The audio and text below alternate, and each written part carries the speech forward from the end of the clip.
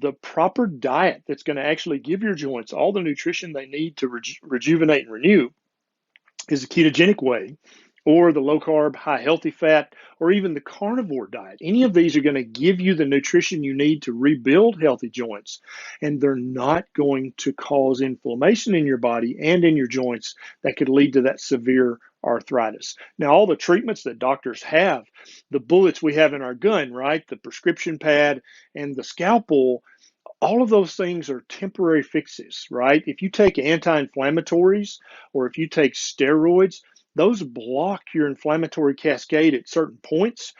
And inflammation, chronic inflammation is a bad thing, but to stop it with a pharmaceutical pill is not a victory. Okay, you might have pain relief, but you're damaging your kidneys and other organs by taking these medications chronically, and you do not want to do that. I've had patients who take ibuprofen or Celebrex or Mobic for years and years and say, oh, yeah, it really helps my arthritis, doc. Just keep giving me refills of that, only to come up a few years later with kidney damage. And I'm like, yeah, remember I told you you don't need to be taking those every day.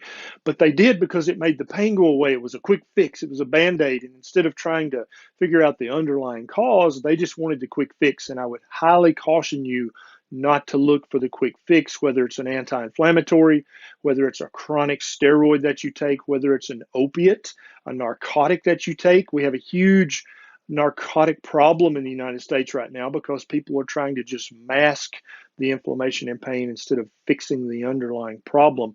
And then we have a billion-dollar surgery industry that will replace your knee or your thumb joint or your shoulder or your hip if the inflammation gets so bad that you just can't stand the pain.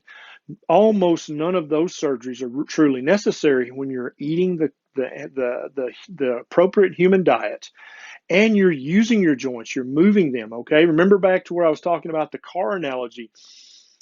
You don't wear your joints out by using them. Basically, you need to go by the mantra, you either use them or you lose them. That's how you need to think about your joints. And so I'm not advocating skydiving or bull riding, but you do need to be active. You need to go for a daily walk. You need to lift some weights. Those things will help you repair, rejuvenate, regenerate the cartilage lining of your joints. I've had patients who were bone on bone in their knee, and the orthopedic surgeon said there's no other choice except for a knee replacement. Nothing else will help you.